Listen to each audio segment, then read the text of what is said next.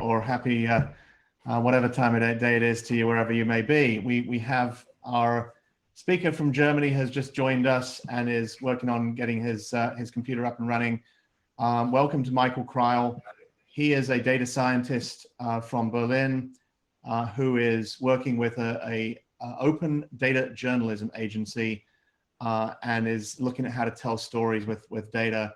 But he's been working with data science for quite a number of years now, and he's been working extensively with Twitter the last few years, looking at the way that people are tweeting and looking at these bots versus humans. So I'm sure you've read the brief for the talk, and I think Michael is ready to take it away. So with no further ado, welcome to Hope, Michael, and people are not bots. Hello, my name is Michael. Today, for security reasons, will not have a camera. That's just a joke. We have technical problems here, but the slides will be enough. And it's quite hard because actually right now it's 2 o'clock in the morning. I drank a lot of energy drinks to be, well, fit enough to give this talk. And as you can see, people are not bots. How researchers delegitimize social movements.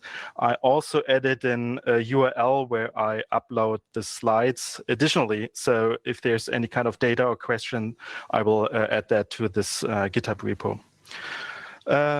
About me, I'm a data scientist and a data journalist. Worked for the last 10, 20 years and different areas on data. You can see some of my works, usually about maps or, what I really love is working with huge amounts of data.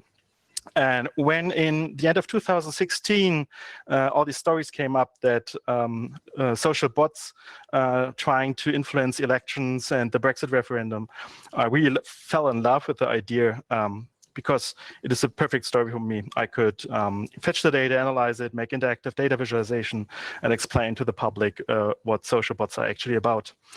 But unfortunately, this was a big failure because I was not able to reproduce the scientific papers behind it. So what I do now is basically tell you the story of my failure, and I think it's important to share.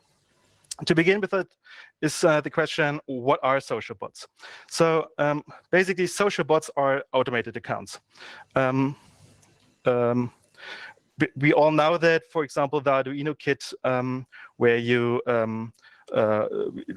fetch it into your plan, for example, and it's tweeting automatically if it's thirsty and stuff like that. So that's of course is an automated account. And you probably know things like Instagram. You can connect it to Twitter. Whenever you post a new photo on Instagram, you will get an automatic tweet, or your account will automatically tweet that. There's other ways of connecting your Twitter account to other automation, like the PlayStation Network. Check out my new broadcast for Fortnite or whatever. And here's an example of how you can connect it to Facebook, that whenever you post something on Facebook, your account will automatically tweet something. And this automation is quite useful. And I think that's actually something special about the Twitter platform, that it's easy to use the API to fetch something in. And also New York Times is using that, using tools like Socialflow. They themselves say it's Socialflow automatically delivers content to target audiences as soon as relevant conversation are gaining momentum. So to be clear, the New York Times Twitter account is also a social bot, and we have to keep that in mind when we talk about social bots. So to summarize that, we have things like Instagram, Facebook, piping it to Twitter. Also, if this and that, PlayStation, Bitly. I saw something like McDonald's campaign in Japan. I think they used heavy automation, but also media like Washington Post, the New York Times, BBC, Guardian, and so on. Basically, every newspaper is having some kind of mechanism where the content management system is piping something into Twitter. So one thing that I want to make clear is that sock puppets are not social bots. A lot of people are mixing that up. So just to be sure, to explain that for example, You probably heard about the Russian Internet Research Agency used sock puppets to impersonate people or groups. So for example, the Tennessee Republicans, or here's a Twitter account from a Pamela Moore that probably never existed. Twitter deleted up to 5,000 accounts of the Internet Research Agency. But these are sock puppets. These are not social bots. But there's more, because there's also some kind of a fantasy of human-like social bots. So there's rumors like that they can mimic human behaviors, or one sentence I really like is elusive bots could easily infiltrate a population of unaware humans and manipulate them to affect the perception of reality. These are quotes from a scientific paper from 2015. Now we have 2020, and in 6 years, no one was able to demonstrate this kind of sophistication. So when I talk to other people about machine learning, it's hard enough to have an somehow interactive chatbot, but having an army of human-like bots, that's actually more fantasy. Probably it's a narrative from James Cameron. These Terminator, they look like flesh and blood, but under the skins they are machines. That's actually the same narrative. And here the picture of Terminator, the rise of the machine. Well, it's quite similar to the scientific paper, the rise of the social bot.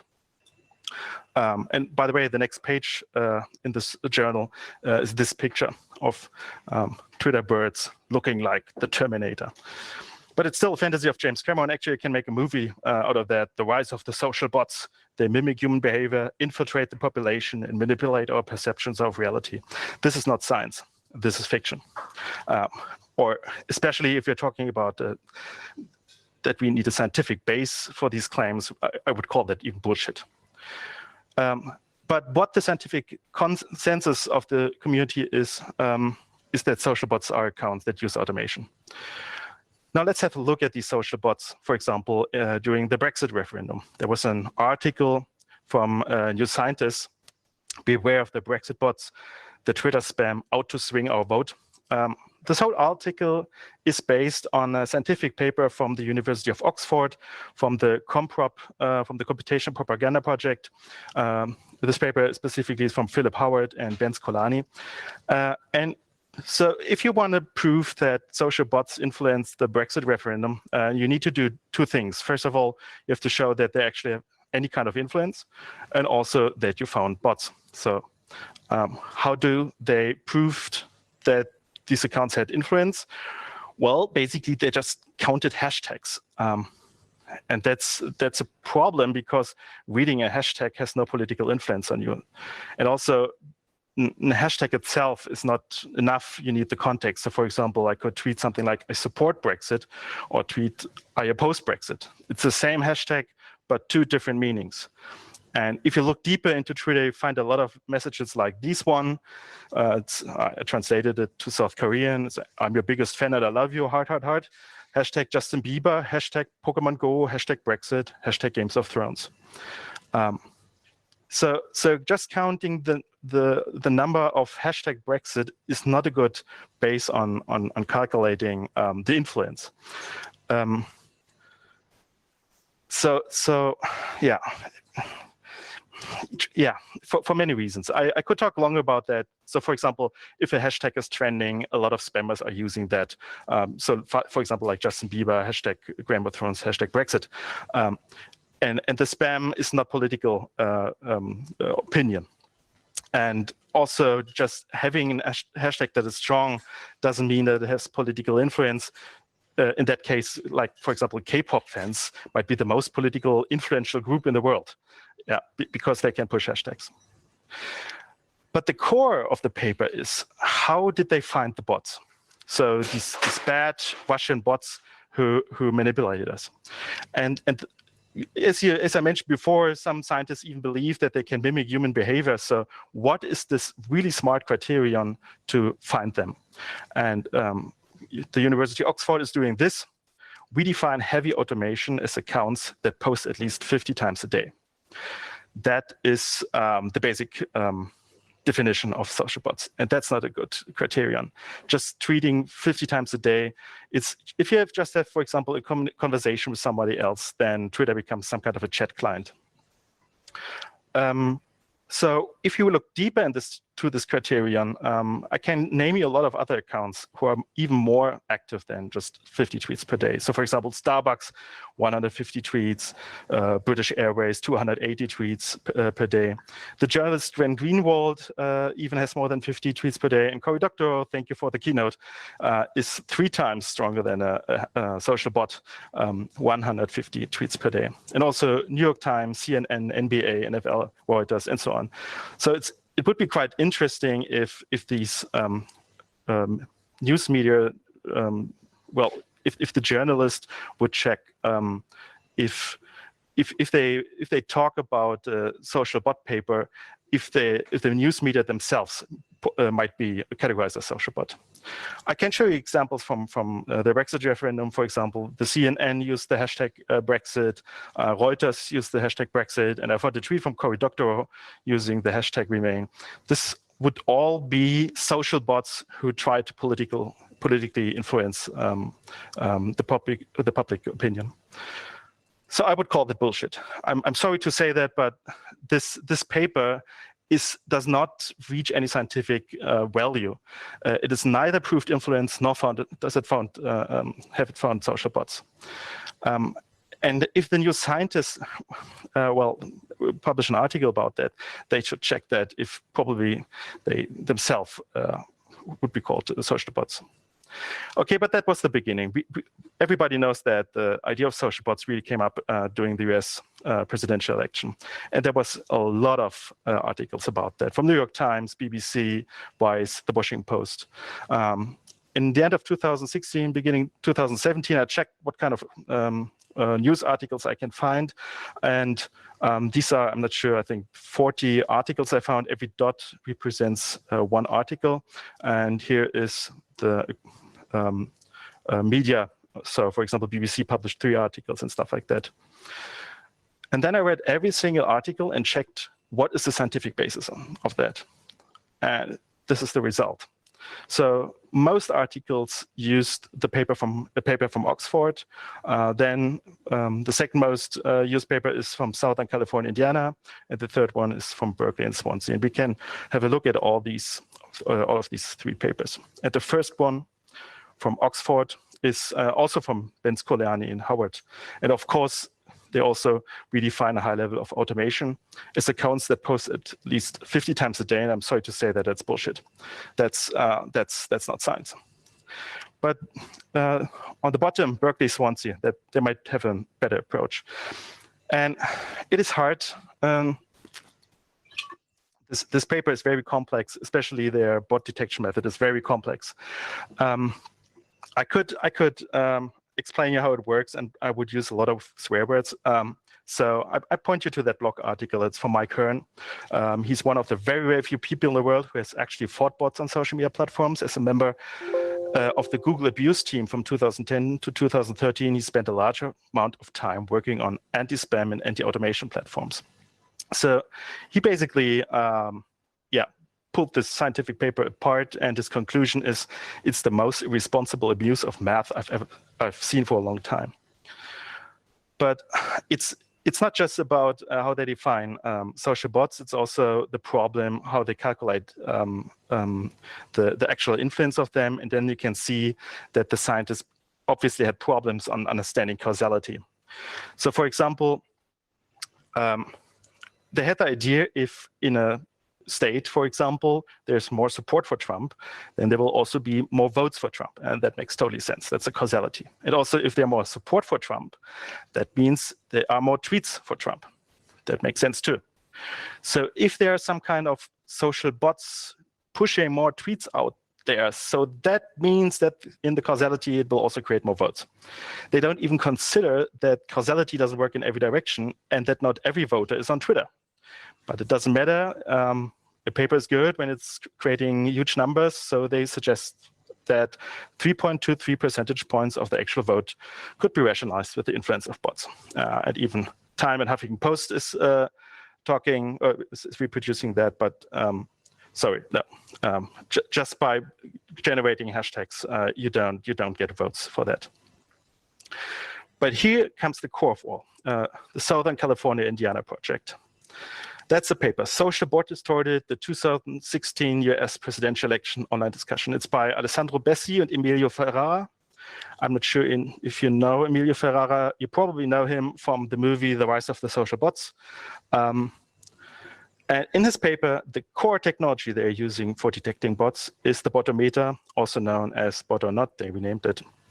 And the idea of the botometer is that they basically had two lists. One is as training data. One is a list of social bots, and the other list is a list of humans. And then they fetched the metadata from Twitter and put it into a machine learning algorithm that then automatically has a high accuracy to distinguish between bots and humans. That sounds like a promising approach. Use machine learning to decide based on metadata if in a Twitter account is a bot or a human. But this system has problems. Actually, in the paper itself, there are two main problems. First of all, you need a list of social bots. How do you get a list of social bots if you don't have a detection method yet, because you're trying to build one with Botometer? So you need something that you think that might be social bots. And what they did is basically just relabeled a data set of another research team. What they found was content polluters. They're not sure either if they are bots or just humans or spam accounts or whatever, but the Botometer is trained on something like spam accounts. So maybe it's not a bot detection algorithm, it's maybe a spam account detection, and they never noticed. And the second problem is you want to test your algorithm if it works or not. And the worst thing you can do is to test your algorithm on your training data. That every data scientist don't do that, especially if you have highly biased training data because you selected a group of perfect bots and a group of perfect humans. It's basically as if you have a machine learning algorithm and you trained it on whether it's something is a picture of a cat or a picture of a tree, and then you find out, oh, this algorithm can perfectly detect if this is a picture of a cat or a tree, and then you give them a picture of an elephant, and the algorithm don't know what to do. So that's the problem of Botometer. You don't know what the Botometer will do if it sees new accounts that have metadata that it has never seen before. So having a high accuracy on your training data doesn't work. You have to verify it in the wild. And they never did that. But the good thing is the Botometer is online. You can test it there, and you can test the false positive rate. And the easiest way of testing the false positive rate is to use a group of perfect, a list, for example, a list of Twitter accounts where you know that everyone is a human being, and test the Botometer on it. And I did it on the US Congress. And the result is that almost half of the US Congress are social bots. And this is bad. This is really, really bad. If you have a false positive rate of almost or over 40%, well, that's almost like flipping a coin, yeah, and being wrong half of the time. So according to the Botometer, over 50% of US Congress members are social bots. And I guess that a lot of Congress members read the article and never no one of them thought that maybe the Botometer is also claiming that they are social bots. So here's a comparison of the social bot shares according to the different methods. So US election, the Comprop Oxford project found 0.1% bot share. I think it's almost 4 million Twitter accounts, and they found 4,000 of them. So it's 1,000. And the US election discussion, Botometer found 14%, but the same system on the US Congress is 40%. So the social bot share is in the US Congress higher than in the public during the US election. And this is bad. This is a really, really bad result. It's actually a PR disaster. So that's why we contacted Botometer. We didn't get a response. The only response we got so far is a tweet. Sadly, our research project and social bot detection tool Botometer are under attack by some German academic trolls, including data journalist Michael and Dr. Florian Galwitz. He's a professor of computer science here in Germany. He's an expert on pattern recognition and deep learning. So he knows he can read these papers and find the errors. So here are my questions to Emilio Ferrara and Alessandro Flamini. Did your algorithm estimates during the US election that 14% of the accounts involved were social bots? And did the same algorithm classifies 40% of the US Congress as social bots? And the third one, and I think that's the most important, don't you think this false positive rate is a problem because your research had national and international political consequences? So this could be a big PR disaster. So magically, in 2018, the Botometer got an update, and now the US Congress is magically bot-free. If you know how the algorithm works, it'd be quite easy to just put the US Congress on the whitelist. But then you didn't improve your method. That's not a fix. It's just hiding the fact that you really screwed up. And they can't put every Twitter list onto a whitelist. So you can still find many other lists of human beings that the Botometer is not able to identify them. So for example, from 65 Nobel Prize winners, 12% are bots. 3,137 female directors, 13% are bots. From the NASA accounts, 14% are bots, a lot of astronauts. Yeah, and here are some more. Reuters journalist, UN women staff, the German news agency, DPA, and also the Federal Parliament of Bavaria, 30% are bots. And just to be sure, we can check the other side. There's a bot wiki where I could find 937 bots. And according to Botometer, 60% are humans. So the Botometer fails in both directions. It can't detect reliably humans, and it can't detect reliably bots.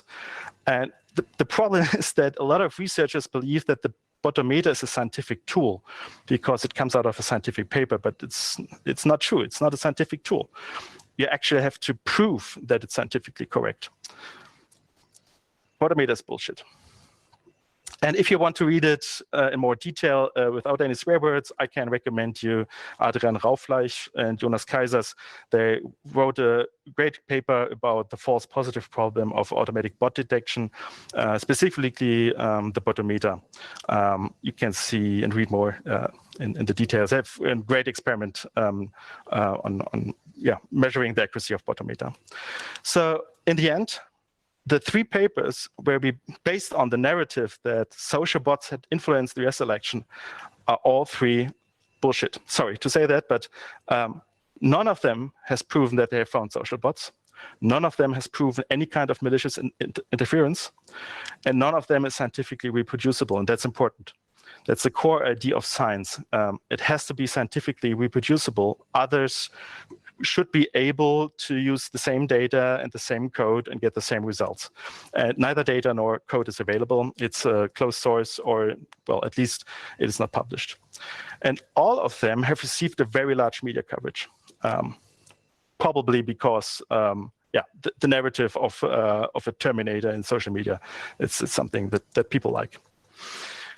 Usually when I talk to other people, so for example, I met members of parliaments here in Germany, other journalists, NGOs, scientists, there's a lot of discussion about social bots here in Germany, and how reliable the research is. I got a lot of questions, so I'm pushing here some kind of an FAQ in between. One of the typical questions is, but many Trump followers are social bots because they're egg accounts without profile pictures.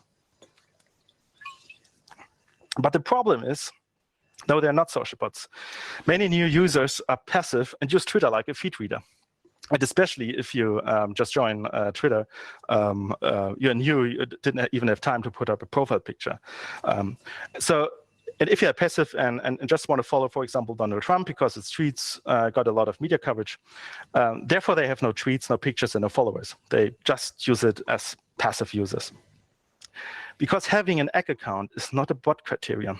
This is normal human behavior.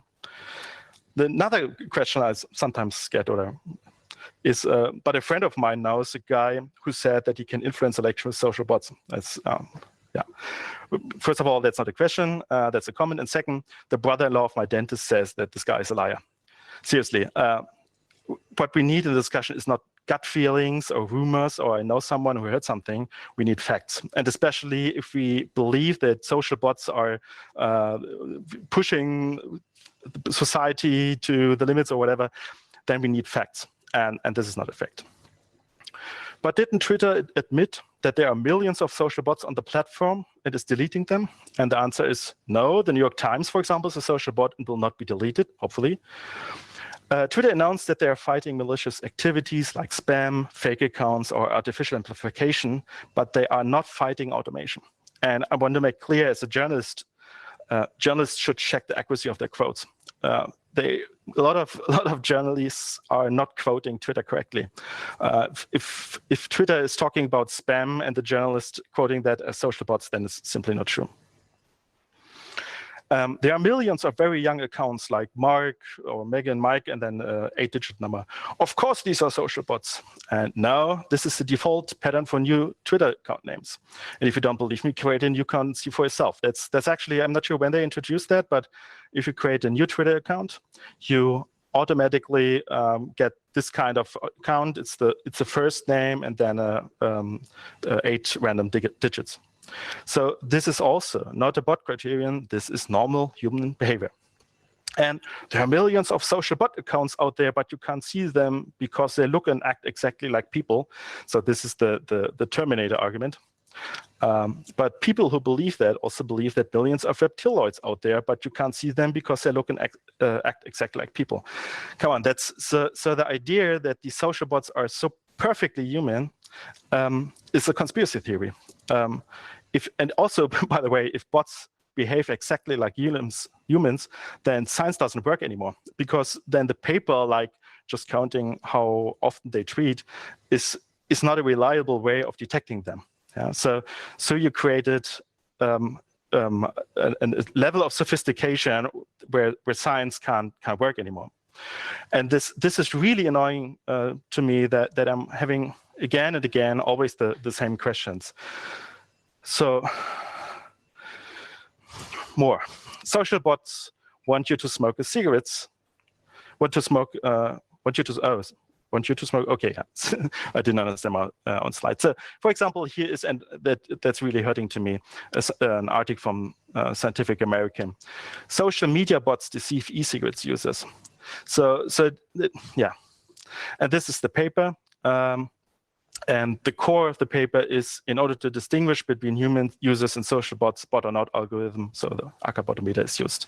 And we know that it's bullshit, that this algorithm is not able to reliably detect humans or bots. So, for example, if an astronaut would, for example, talk about e-cigarettes, then you would call that a social bot. But social bots deny climate change. BBC talked about that. Study finds quarter of climate change tweets from bots. That's work. I'm not sure from which one it is. From the Brown University, yeah. Thomas Marlowe. But the core of the papers also we use the machine learning algorithm Botometer, and we know that is bullshit. Climate change, no. It was about the coronavirus, that bots trying to destroy the discussion about corona and that America should reopen. And now we have a new player I've never heard before. Kathleen Carley from the Carnegie Mellon University is based on the press release. So I tried to research what is the scientific paper to look what is the algorithm, what is the method of actually detecting bots and finding the influence. And the interesting thing is, nope, there's no scientific paper. It's just claims and no proof.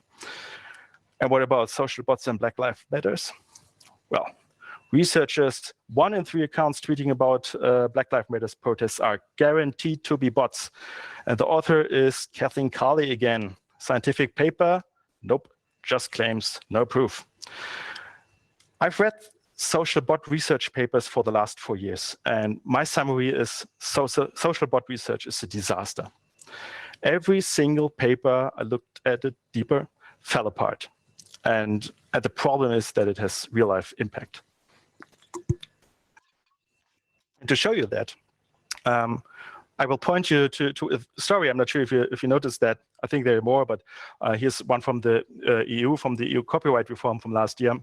So basically, the European Union wanted to update the copyright in Europe, and one of their ideas is to enforce YouTube, Facebook, and other platforms to install upload filters. So whenever you upload a picture or video, an algorithm will decide if this is a copyright infringement or not. So even if the algorithm doesn't know if it's satire or not. So a lot of NGOs put up websites, Save Your Internet, Pledge 2020, 10,000 emails and calls to the MEPs were sent. And one of the MEPs from the Conservative Party said that, I get thousands of emails from different Gmail accounts, but all of them have the same content. Well, that can only be a Google bot attack. So so now there was a narrative that all the protesters are actually not humans, that they are just bots. So hundred thousands of people go to the streets and chanting, "Wir sind keine Bots, we are not bots." And there was even a music video, "We are not the bots." The bot narrative is just a new way of dehumanizing opposition.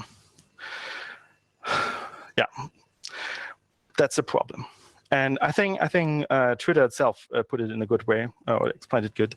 The binary judgment of who's a bot or not has real potential to poison our public discourse, particularly when they're pushed out through the media. And I want to add something. There are proprietary, closed source, and unscientific algorithms that decide which social movement is legitimate and which one is not. I think that this is a new and dangerous dystopia, and we have to fix that. And here in Germany, we have a lot of discussions around that. There's more and more scientists publicly saying, okay, we have to be really careful about these social bot studies.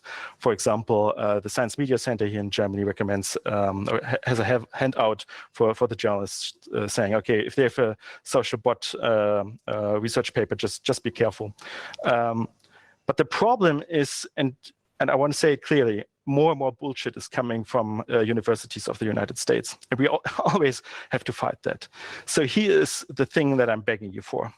Please start a debate on the scientific validity of social bot research in the United States. It would really help us, because I think that this is hurtful.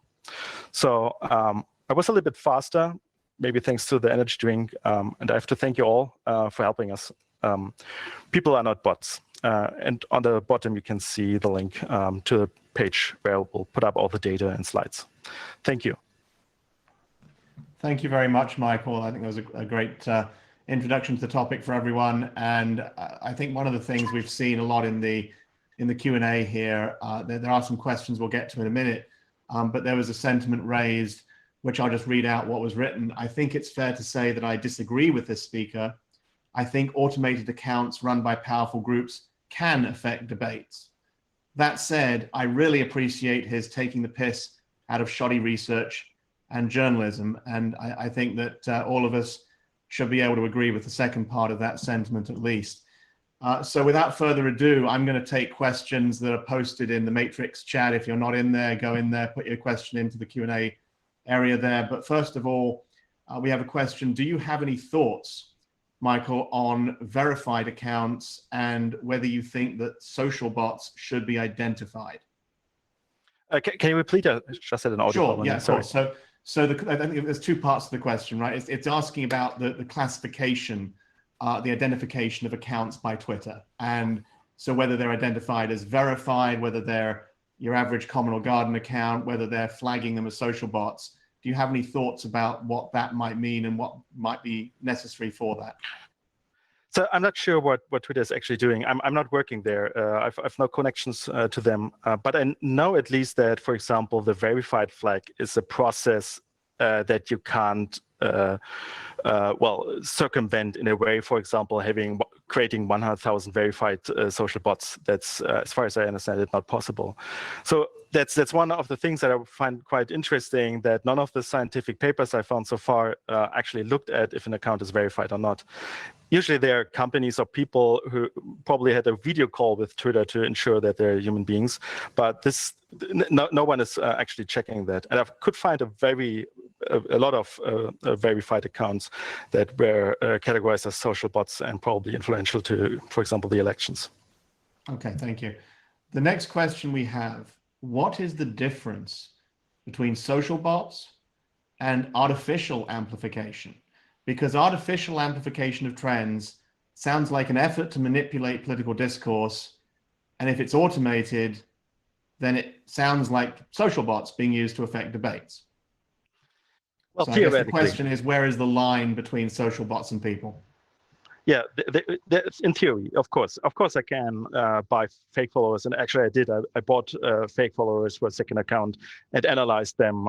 What are the companies behind them, and so on. And of course, you can fake the number of followers, you can fake the number of likes or retweets, or push a hashtag. But the question is, are, for example, trending hashtags a core element of our public discussion? I would never check the trending hashtags to find out to which party or president I should vote for. I don't understand that. So, and having a lot of likes, for example, is something you can usually see for example, right-wing radicals. They're jumping on a specific topic and shitstorming and stuff like that. So the question is Twitter or general social media a good platform for measuring the quality of public discussion? I don't think so that it's a good idea, and I know that General is still looking at that. What is an hashtag important, or how many followers a specific politician has? So that's about amplification, but to put in perspective to this talk, what I saw a lot of times was that people try to amplify it. So, for example, people used one hashtag 20 times in one tweet, and retweeted it and pushed it again because they want to have a specific hashtag. And if you talk to the people, you find out that they're afraid of migration or whatever, conspiracy or whatever, and they want to show the public that here's a real danger, and that's why they're trying to push hashtags. But they don't do it automatically; they do it manually. And if you have thousands of followers of a conspiracy theory, they can be generated quite momentum. But this is not artificial amplification. That's it's not automated. It's still artificial, of course. Yeah. I'm not sure if I answered the question. I almost forgot it, I think.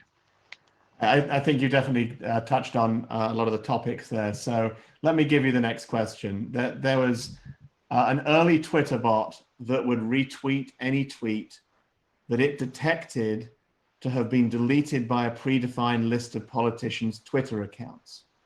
Yeah. Twitter decided to pull that bot's account, claiming that even deleting a tweet was free speech. What do you think of that? Yeah, that's a good point. I think it was a project from the Netherlands. At least I knew that one called Politwhoops, and it's a good point. If you, for example, tweeting something when you're really drunk and you want to delete it next day, I'm deleting tweets too, because later I noticed, okay, not from every context is that a good idea to say them that way. And yeah, of course, somebody else could just generate screenshots of that. So the question is, how we want to talk on this public platform, and it could be approached from Twitter to do that. If you think personally is this a good idea or not, that's your decision. Okay, you touched on Trump at the start of your slides, at the start of your talk. We have a question here. Did anti-Trump sentiment allow for otherwise perhaps good researchers to poison their data with bad data? I.e., since researchers could not believe that Trump could win, they were more easily allowing themselves to use bad data. I'm not sure about that. Of course, I think almost every research group have to use hashtags before the beginning, so there will always be a bias in the research. That's in general problem of research, that there's always a bias. That's why you want to have it reproducible, that other scientists with other biases might come to different conclusions. But the thing that the question touches, and I think that is more important, is that voting result was quite surprising. It was nobody would bet on that Donald Trump would win. Everybody thought it would be Hillary Clinton. New York Times, all the data journalists, all made this interactive visualizations, all come to the same conclusion.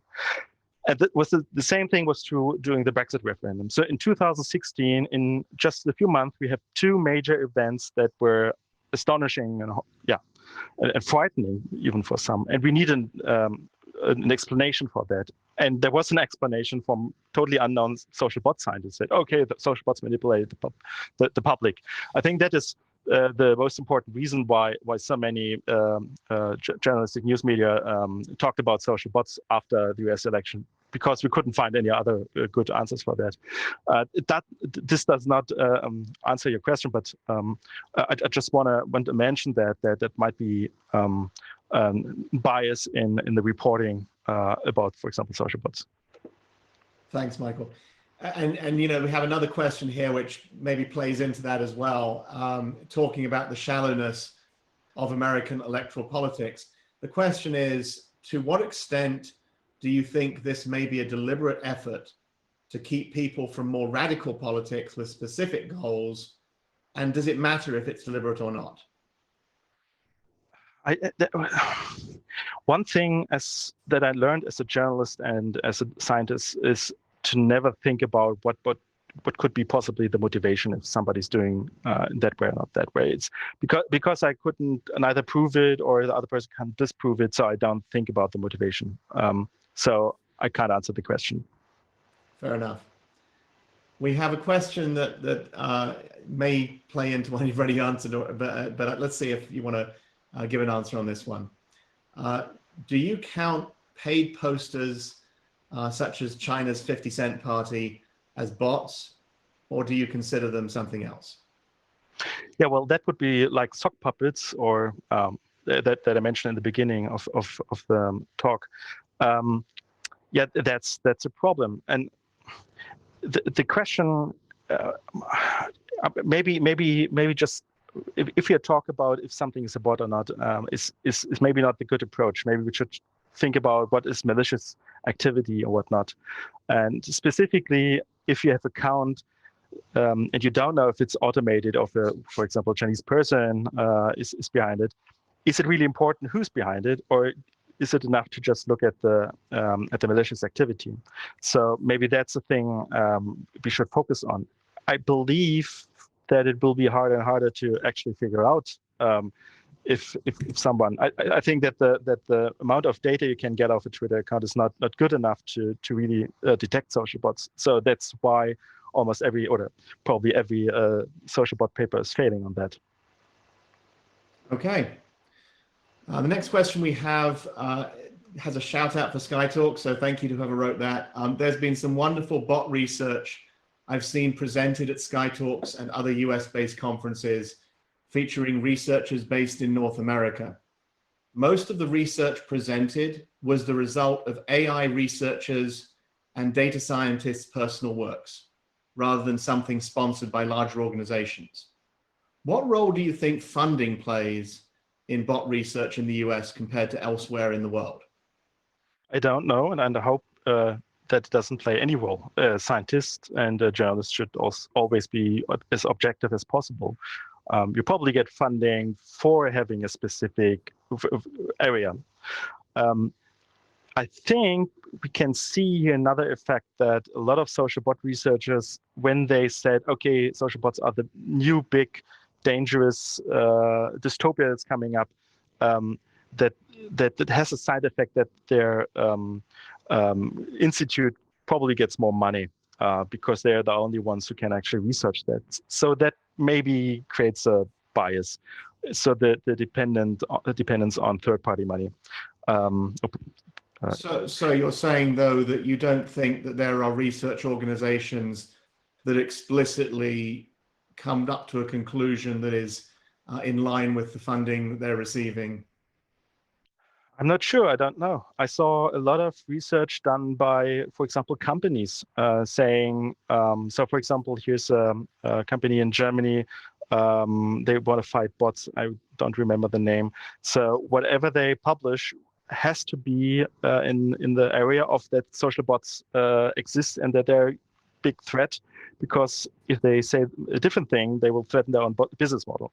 So there's a lot of bias in there. And I hope that if the research would be more reproducible, that we can fact check the science. Okay, Michael, thank you very much. Yeah, you're welcome. I have to thank you for the invitation. So thank you and bye.